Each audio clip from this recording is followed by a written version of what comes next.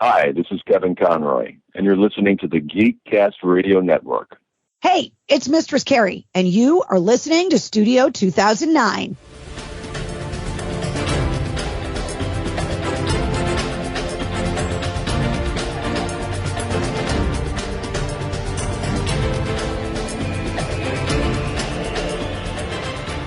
Ooh, deep breath. Breathe in, breathe out.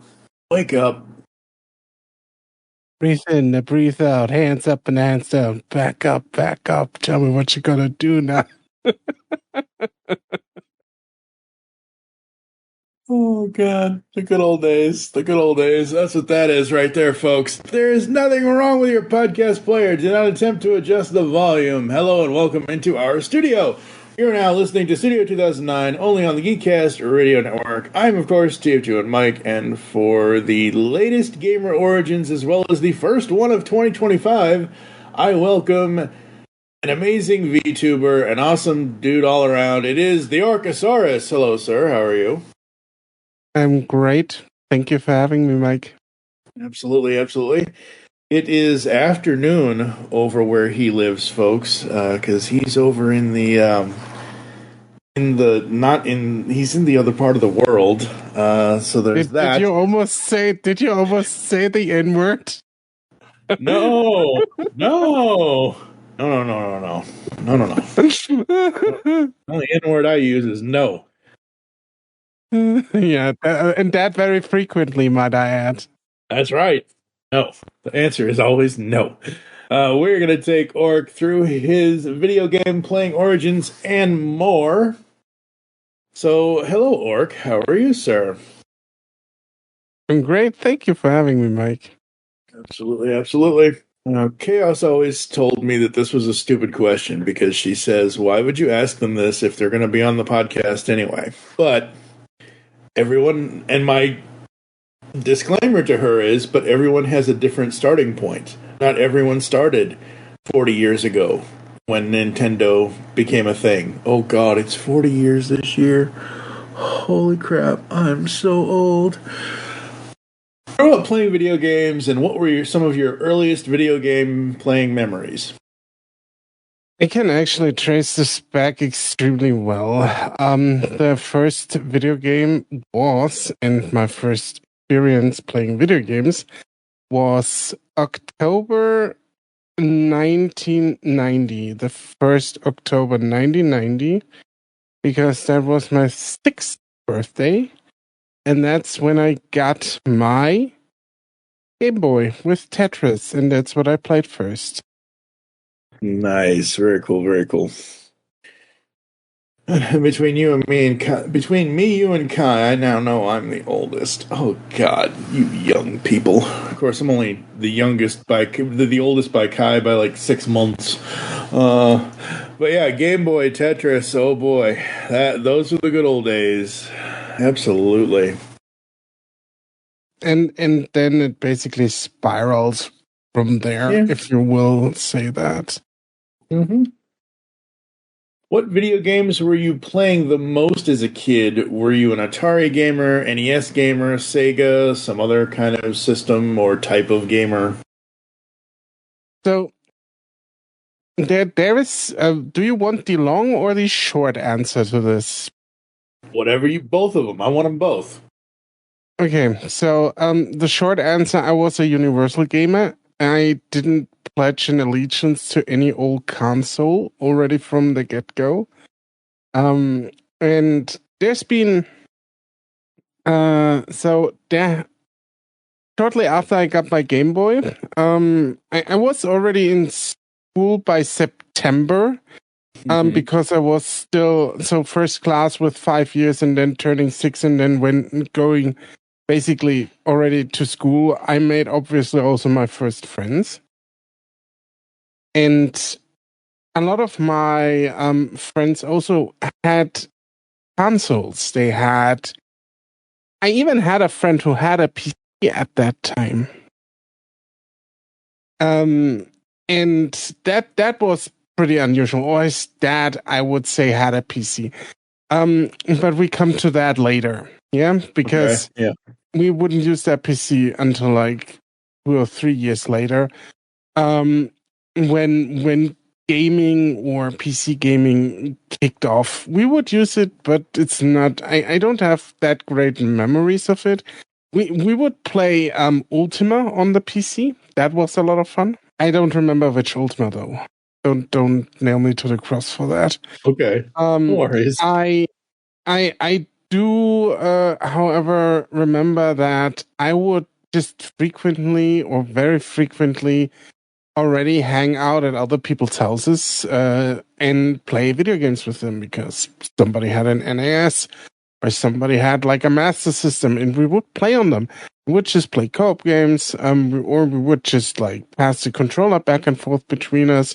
Like if you die, I try, and if I die, you try. These kind of things, and yeah, just went from there. And it wasn't very long until I got my first console too. It was an NES actually. I think the SNES was still out.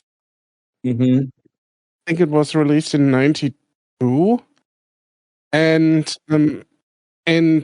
we basically went from there, and it just transpired naturally, so to say, that I went into gaming with that development.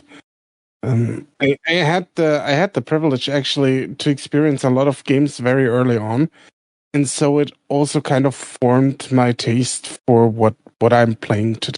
Ooh. Technical difficulties. Let's move on, shall we? So, what was your number one favorite game to play as a kid? Yeah, I never answered that question. Yeah. As a kid, I would say, do I have a gun at my head and you want like one answer, or can I just be like having like a weasel answer? No, you have to choose. Okay, then I would say probably, and I just wanna put out a disclaimer for everyone who's listening. If you ask me this the next time, I will give you a completely different answer. But I would say Secret of Mana would be one of them. Cool. Well, yeah, that's the point. Like, this is me asking you the questions. If somebody else asks you, of course you're going to give them a different answer because you want to give them a different story. I don't know. Like, I like to kind of stay consistent in my stories. Mm-hmm. So yeah, it's just hard for me to like choose an, so to speak, ultimate, if that makes sense. Yeah. What are some other video games you like? Do you have any favorite video game genres or types? That's also kind of a hard question because I feel like that along the lines of genres, or I think the lines are more and more getting blurry as time goes on. Mm-hmm. And I do, but I do actually, when it comes to that, probably prefer a lot of the stuff that I played as a kid. Like I still play 3D shooters to this day, or first person shooters, I should say. And those are great stuff. I do like puzzle games a lot still, because I mean, people will probably or could probably argue with me over that, but I think Tetris is a puzzle game. It is, yeah. There's a lot in there that just formed also a taste for puzzle games. I like platformers, obviously. I still love JRPGs, which you don't. I listen to the podcast, Mike, and you should be ashamed of yourself. Hey, it's a blind spot. I never got into it. I listened to it, Mike. I heard you say it. That's not my cup of tea, but that's okay. There's nothing wrong with that. Or in general, just RPGs. I think Ultima is the same. It's not the same as an ARPG, as a JRPG, but it is an RPG. I like games with a lot of story, with stories, with good stories, and that's where the influence from the old LucasArts point and click adventures came in. we would play these kind of like games also with the friend I mentioned before who had a PC.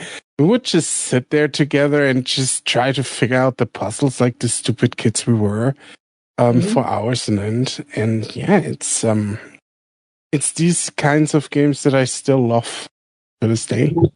Absolutely.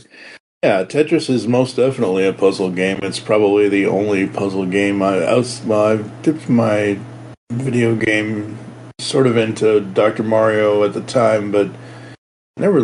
Dr. Mario was easy, but it wasn't the same as Tetris. But yeah, no. And for me, it's like I don't want to have to read the screen. I want action. I want this. I want to be able to go left to right. I want to be able to grab the leaf and get the raccoon tail or get the cape from a feather. I don't know why these things make sense, but they do. How did your gaming habits change as you grew up and throughout your life? I think mostly they changed around when I think mostly they didn't really change. There was a time where I was more prone to play on consoles because they were cheaper to achieve for a teenager as compared to like a full-on gaming PC. They were extremely expensive, and obviously my parents wouldn't shell out for that, and obviously they shouldn't have.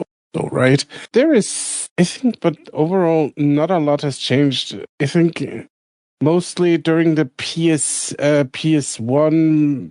Dreamcast, PS2, PS3 era, I was more on console than on PC. Then I went back to PC the last few years. But like the kind of games that I play never really changed all that much. Of course, the way how I play them, that changed. That is true, but it never changed in any significant way, shape, or form. I've always been gaming the last 30 years. Yeah, no, it's 34 years now. Last 34 years, and I never really stopped gaming either. Yeah, absolutely. How often do you go back and replay any of the old video games you grew up with? Actually, I do that very rarely, which is probably kind of a surprise for a lot of people because a lot of people feel like a lot of strong nostalgia towards their titles and often replay them. I do that not that often, actually. I do it less frequently than others, mostly. Yeah. So, which video games that have released as you've been an adult have you liked the most? Since I've been an adult, it's a hard question, actually. There's a few games on top of my head when I was more a teenager, more during the PS2 era or Dreamcast era. But since I've been an adult, I think Stalker 1, Metro 2033 is another one that's very good. I have some strategy games like They Are Billions comes to mind. Yeah, stuff like that. Yeah, I'll stick with those three for now. There you go. All right.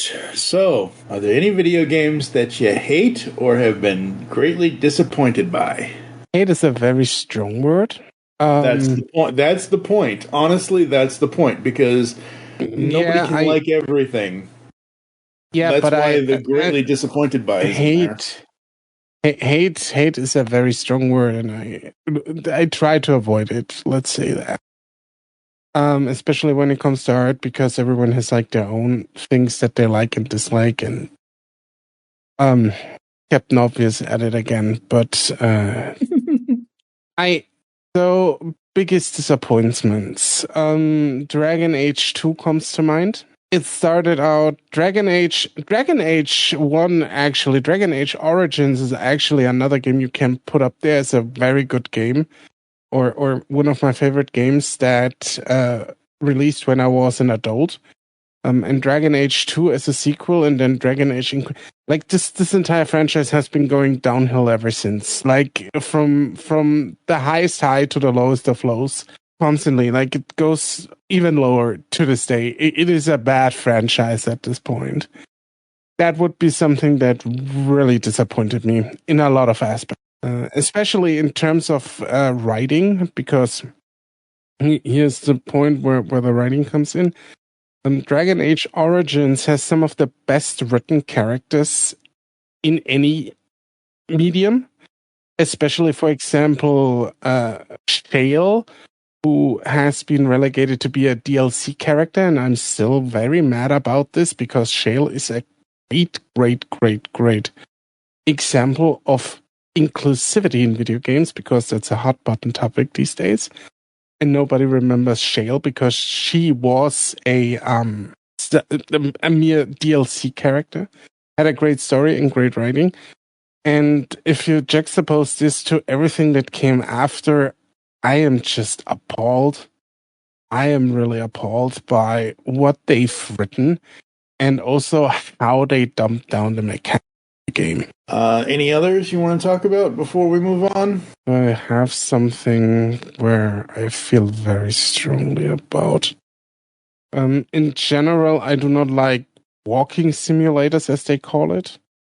So games that have very little gameplay and you just move through a 3D environment and just walk and then quote unquote experience a story.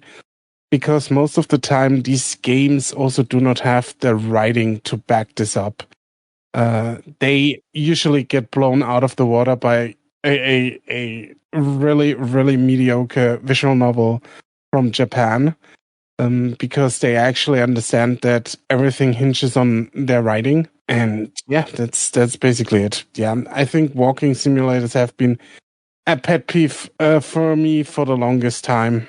I don't understand some of the, like, I just don't understand the appeal. Maybe somebody out there in the audience that's listening to this can explain that to me. But who is your, now you get to choose more later, but who is your end-all, be-all favorite character from any video game? You can pick a hero and a villain. My end-all, be-all. For now, I say Dante from the Devil May Cry series. Okay. What about villain? I thought I just could pick one. No, hero or villain. Hero and, not or. You said hero or villain. Sorry, and. Villain is actually hard because villains aren't that great sometimes. Oh, well, I stick with Devil May Cry and just say Virgil, but he's more of an anti-hero these days. So I don't know if that's a good pick, but I'll stick with it. There you go. What are some other video game characters you like? Are there any you hate? Other video games characters I like. So I really like another cool character. Is from a very saucy video game. Is Melty. She's a princess and she uses her how do I describe that? Pussy to save her kingdom. Oh boy. Yeah, but she's really coy about it. It's amazing. I love Melty's Quest is the game called. Pretty damn rad game actually, if you ask me. Not just because it's spicy or anything, but also it's really fun and just it feels like an adventure essentially. It's also well written, I feel like. Has a lot of good stuff going on in there. I like a few characters from Baldur's Gate, from the Baldur's Gate series, like Minsk and Boo.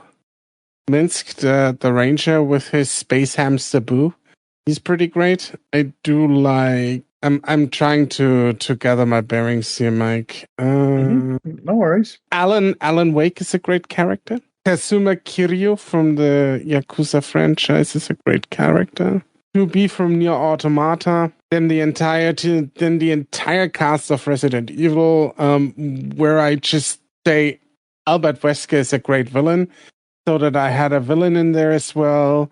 We have... All right, so since you mentioned Resident Evil, let me ask you it's probably not an age-old question, but when you play Resident Evil, Claire or Leon? Claire or Leon? Like, that choice is so old, dude.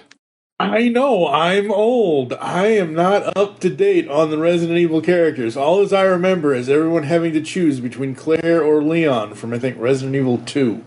Yeah, but that's The original Resident Evil 2, not whatever other remakes they've made. the remake. The remake is fine, dude. Like, it's not a bad game, but that's beside the point.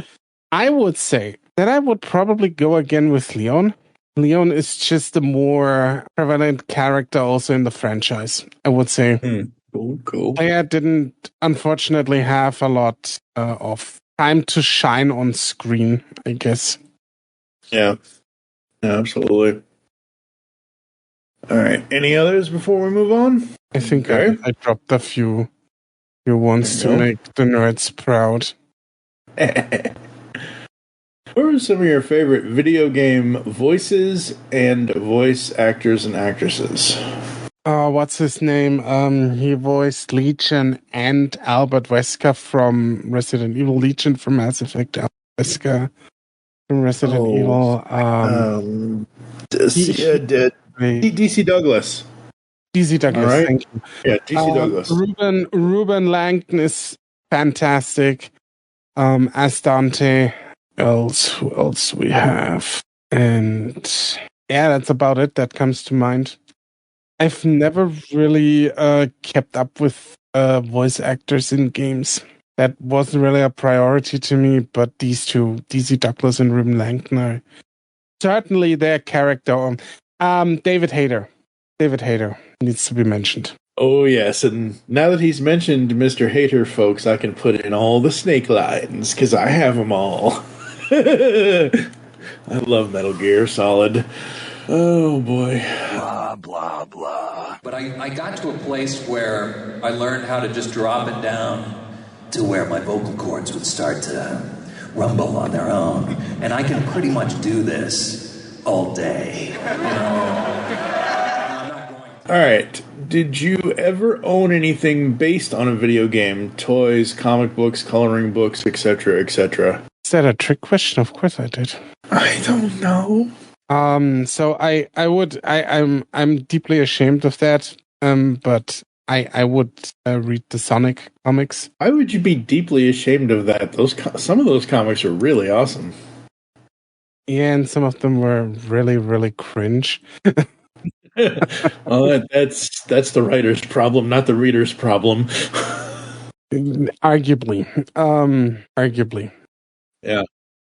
I would still say that I read those. I have some figurines at home from video games that I really enjoy and like. Yeah, so there's a lot of stuff here. I have a Gears of War collectible. Nice.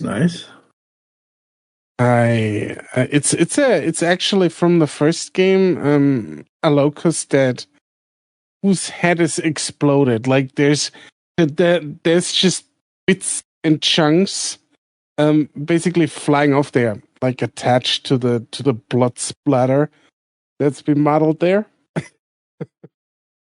Of course, only you, Orc, would have an exploded head in your living room. I also have a zombie teddy bear, but that's not attached to any video games. But I still like my zombie teddy bear. There you go. I also have from an indie game that just recently released and that I dearly love, a plush toy from Brock the Investigator. Cool, very cool. Which I support, like the dev of that game a lot, because I just think it's like really cool shit, the video game. Yeah, very cool. Okay, folks, so it's not like the old days. You can't put music in a podcast that you don't own the license to. However, we still ask the question, what is your favorite video game theme song? The Zelda one. Zelda 1? Oh, wow. No, I mean the Zelda main theme or the Secret of Mana main theme, one of the two. I will not give you a definitive answer on that. I will just... Oh, yeah. Yeah, the Hyrule theme. That's awesome. Yeah, I love that theme. Absolutely. How big or small is your video game collection? I have almost 5,000 games digitally, and that does not include the physical ones. I think you can put another 2,000 on top of that when it comes to physical copies. Wow. That's crazy. I mean, it's not crazy, but wow. That's awesome. Which game or games had the biggest impact on your life? Tetris, for obvious reasons. Yep, love Tetris. What was the most money you spent on a video game item ever? Print, art book, etc. So not a video game, but a video... I can tell you exactly what it was. It was the Bayonetta soundtrack that I bought for 175 euros a few years back. Wow. It was a 5 or 6 disc collection, and I imported it from Japan. Very cool, very cool. Do you have a "my parents wouldn't let me play that video game" story? Actually, no. Because I never asked my parents for anything, I just did it. I had my ways of getting the shit I wanted to play and played it. And I knew exactly when to play and how I play and where to play, so they wouldn't catch on. They wouldn't let me play Duke Nukem 3D. I don't know how they found out about that, but I still played it because that's just me. And the same goes for Blood, which is another build engine shooter. I don't know how they found out, or my mom, more or less, my father wasn't present. But I don't know how she found out about those two specifically. But she wanted to check my computer for them, and I would let her, but she had no clues about computers at fucking all. And I just hid them from her. I just hid the folder somewhere deep inside the system, and she couldn't find it. It's a long story, but I would play them anyways. She would never catch me because she was busy working when I was home after school, and I would just play these games then. And when she was home, I would play something more friendly, where she didn't catch on about it. What is your opinion on video game reboots? What are we talking exactly? Because this is okay. So reboot and remake are two very different things. We've talked about this before over on the Dragon's Lair and Nightmare World and all that stuff. Okay, so you mean actual reboots? Actual reboots. For example. I wouldn't be aware of an actual... Oh yeah, I'm aware of an actual reboot, the Turok franchise. It went as bad as you'd think. So, I mean, it depends. I'm not opposed to reboots necessarily, but most of the time they really don't go all that well because, yeah.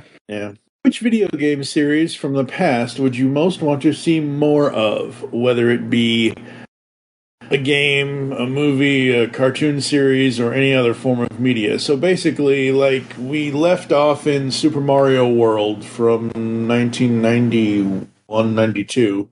Like, the next evolution after the end of that game. I would like to see a proper continuation of Blood. There's the second part, but it's sucks like the shit out of an asshole. Oh man, that's hilarious. Is there anything else I would like to see? I would like to see more, just in general, proper continuation of other franchises that have been lingered for the longest time. For example, Sony has a lot of properties they never do anything with. Yeah. Like Medieval or Jack and Daxter, stuff like that. Like these franchises that haven't had a continuation in like years and years and years. Like, give those to devs that actually care about what they are making and let them have a crack at it. Yeah, absolutely. Like, universally, is there something that needs to desperately come back? I don't even think so. A lot of stuff has been said, and a lot of stuff has been made already, and sometimes it's just better to let like the dead rest, so to speak. Yeah, very true. So I'm not necessarily for it. I'm also not necessarily against it. I'm like in this weird twilight zone where I just say, look, if you have a good idea and can bring this stuff back to a point where I say, yeah, that's very cool, then just do that. Like I'm neither nor in a way. Yeah. Yeah, I mean, it's like, we all want to see something from something we grew up with, but if the story isn't there and then they want to move on, that's fine too. Like, it's just a wishful thinking kind of thing. What is your opinion of the video game sidekick? Now, when I list off these examples, I know the first example technically is not a sidekick. Luigi, Tails, Clank, etc. That is such a weird question.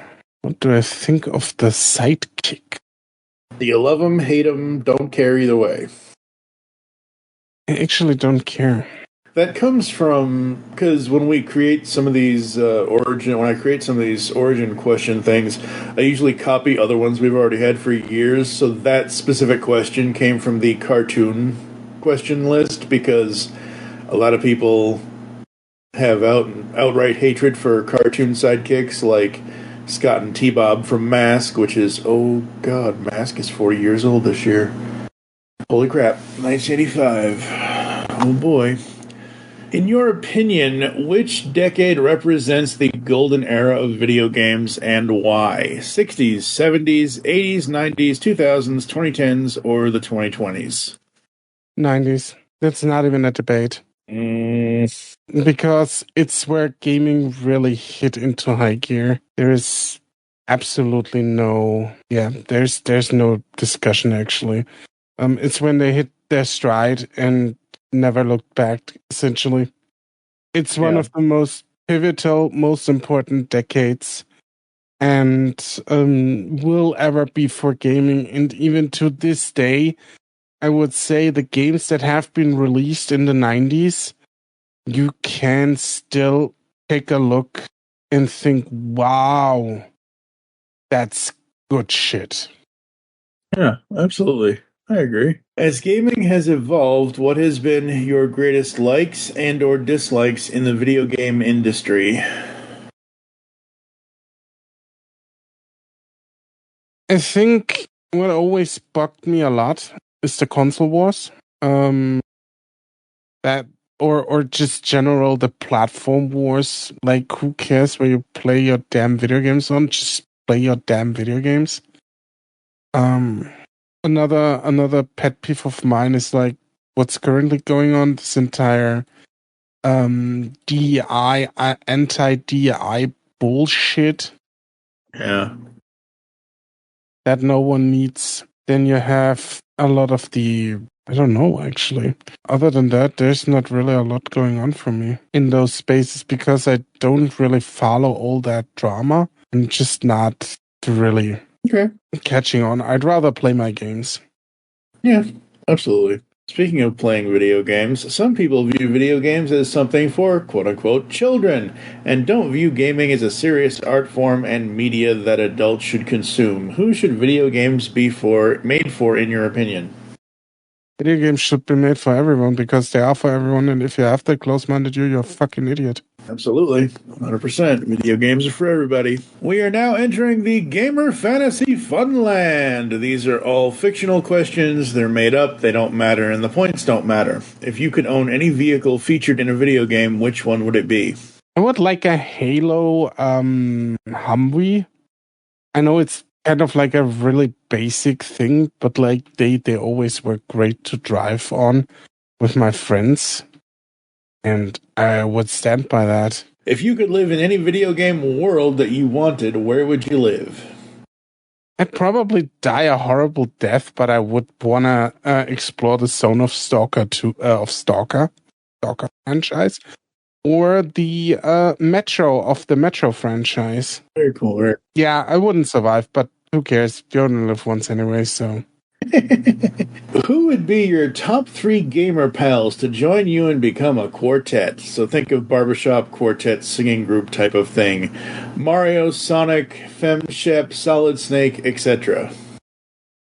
Oh, that would be a spicy quartet. I think if we go by things that I've already mentioned, I would just say Dante, Wesker, and Melty from Melty's Quest. I think we would be like the most fantastic fucking quartet in the existence of any quartets ever. There you go. So I always like to preface this just in case, but you're not married, okay? If you could date any video game character, which one would it be? I'm married, though, and I stand by that. No dating. Okay. What is the holy grail of video game artifacts? Fire Flower, Mega Buster, Samus's gun, etc., etc. The holy grail of weaponry in video games. It's Mega Man's gun. The Mega Buster. Actually, it's it's Mega Man himself, actually, if you think about it. Because that dude can just absorb other robots into him and then be those robots. Fucking crazy what he can do. That's it's like a war fetish for robots. All right, we are now exiting the gamer fantasy funland. Final question. What is one piece of advice you'd give the video game fandom in general? Stop infighting over inane and petty shit and start like playing your games, enjoying them, and sharing them with the world. Absolutely, absolutely. All right, folks, that's going to do it for us. We're going to go to a quick ad break. You're going to hear some podcast ads, some of the stuff and information that you can be on the Video Game Origins here at Studio 2009, and we'll come back to get all of Orc's awesome stuff that he does, and then we'll close the show right after this. Hello, geeks and geekettes! Looking for a podcast that covers a vast array of topics? Then check out Altered Geek Unleashed, where we discuss our thoughts on this week's geeky news, tech, gaming, television shows, movies, cartoons, comics, and more. So, get altered, get geeky with the Altered Geeks, every Friday on the Geekcast Radio Network. Are you missing entertainment in your life? Welcome to Captain Ruggles Gaming. Whether it's guides, roleplay content, or our shenanigans with our collaborations with the 20 years standing strong Fart Clan, also known as Fast Action Response Team, or the Wrecking Crew, we have something for everyone. So join us when we traverse the cosmos of space games, survive the undead in zombie games, or just having fun in first-person shooters or random indie games. Visit us now at geekcastradio.com and youtube.com/@Captain Ruggles, or Google search Captain Ruggles Gaming. It's game time, and I'll see you out on the battlefield. Cheerscast, the podcast where everybody knows your name. Slide up to the bar alongside Ryan Daly and a rotating cast of guest hosts as they celebrate the long-running, award-winning television series, one hilarious episode at a time. New episodes of Cheerscast drop every Thursday, part of the Fire and Water Podcast Network. Because the world needs another movie podcast. The Geekcast Radio Network presents for your listening pleasure the Cinema Geek. Hosted by Amanda, Kevin, Matt, and Dan. Each week we dive headfirst in the landscape of movies as we discuss movie news, play movie games, go in-depth on reviews, and even have a top 10 countdown or two. Also, don't miss our director retrospective series, where we review noted directors' movies film by film. Bottom line is, if you love movies and love podcasts, you need to experience the Cinema Geeks. You can find us on iTunes, Blog Talk Radio, or geekcastradio.com. Yo, Joe, and welcome to the Cracktastic Plastic Podcast, where a punk rock band of brothers get together to talk about one of our shared loves, toy collecting. Toy hunt by day, punk rock band by night. We'll take any excuse to get in the van. We all collect different toy lines like those real American heroes. G.I. Joe! To the toys that are more than meets the eye, Transformers. To He-Man and the Masters of the Universe. From vintage to modern and all topics in between, you can always expect some rowdy and passionate discussion because we love talking toys here on the Cracktastic Plastic Podcast. On the Simplistic Reviews Podcast, we talk movies. We talk TV. We talk. Hello, Julie, what the heck are you doing? trying to make our spots sound more exciting by adding explosions. Yeah, I'm pretty sure you could have got the point across with sound effects, not the real thing. Download this show on iTunes or at simplisticreviews.blogspot.com. I'm sure your insurance company will cover that. No, they won't. No, they probably won't.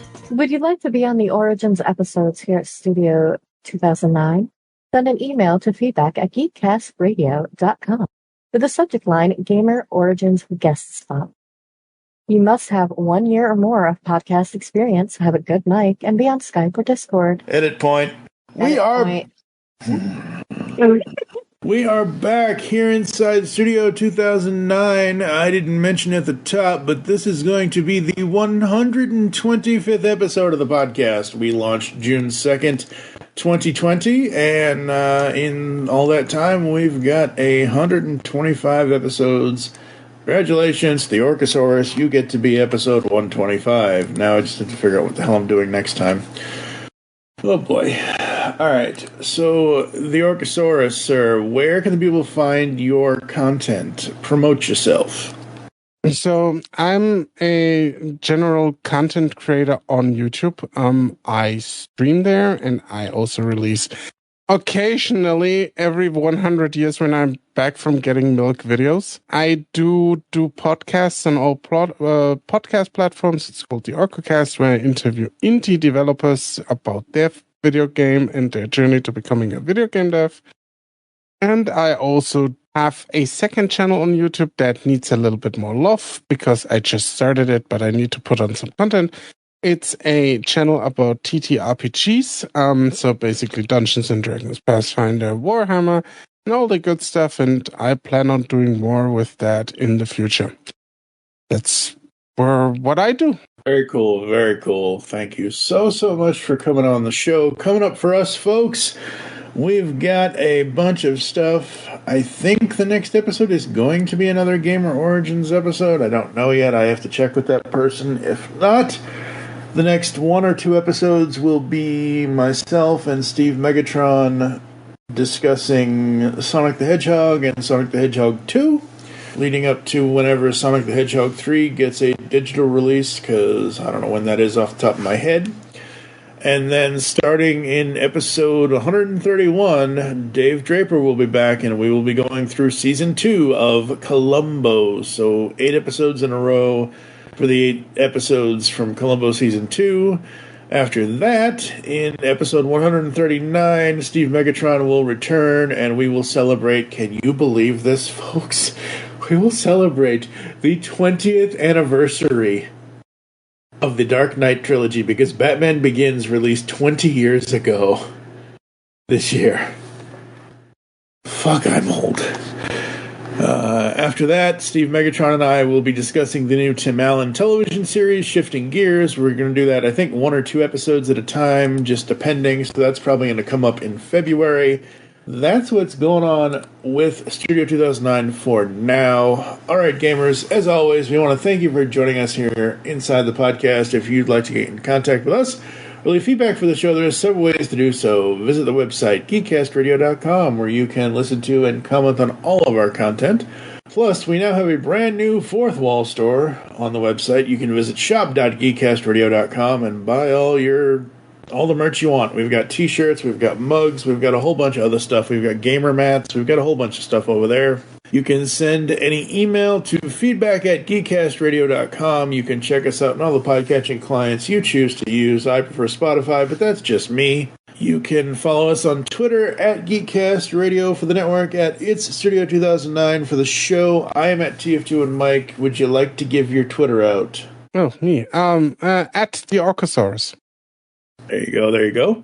Become a fan on Facebook. Go to facebook.com/GeekCastRadio Network and Studio 2009 podcast over there as well. Next time, as I mentioned, it's either going to be a film or it's going to be another Gamer Origin. I'm not sure yet. For now, I am TF2 and Mike with TheOrcasaurus. Thank you for listening. You'll hear us back in the studio soon.